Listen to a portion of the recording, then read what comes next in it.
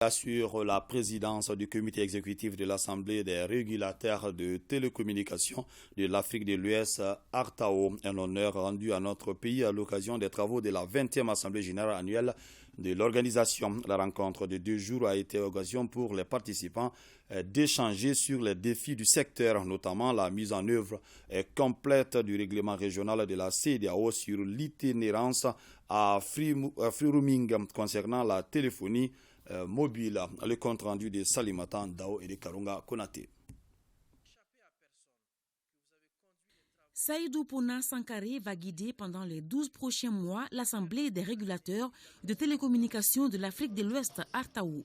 Le Mali assure la présidence de cette organisation qui a pour mission d'asseoir une réglementation plus réactive et plus efficace du secteur des télécommunications pour le bonheur des populations de la sous-région.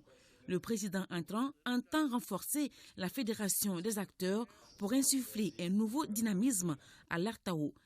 Ce n'est pas sans émotion que je prends pour la première fois la parole comme président du comité exécutif devant l'Assemblée générale de l'ARTAO à la fin du mandat du président Sékou Oumar Bari, une personnalité respectable et respectée qui a su jouer sa partition jusqu'ici.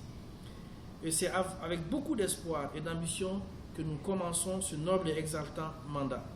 À l'occasion de la 20e Assemblée générale annuelle de l'organisation, le président Sankaré, dans ses propos, n'a pas manqué d'éloges à l'endroit du président sortant, Sékou Oumar Bari de la Guinée, avant de décliner certains défis à relever. Certains points nécessitent qu'on travaille assidûment. Il s'agit notamment de la mise en œuvre complète du règlement régional de la CEDEAO sur l'itinérance. On parle de free roaming qui n'a pas pu être réalisé.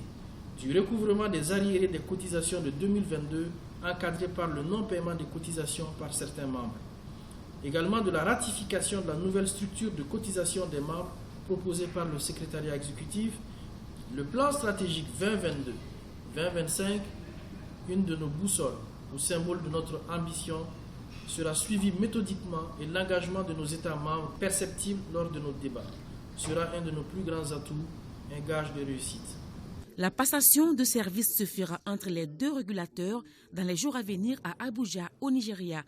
En attendant, le président entrant rassure ses pairs que ses adjoints de la Sierra Leone et de la Guinée-Bissau et lui ne ménageront aucun effort pour relever les défis du moment. La protection des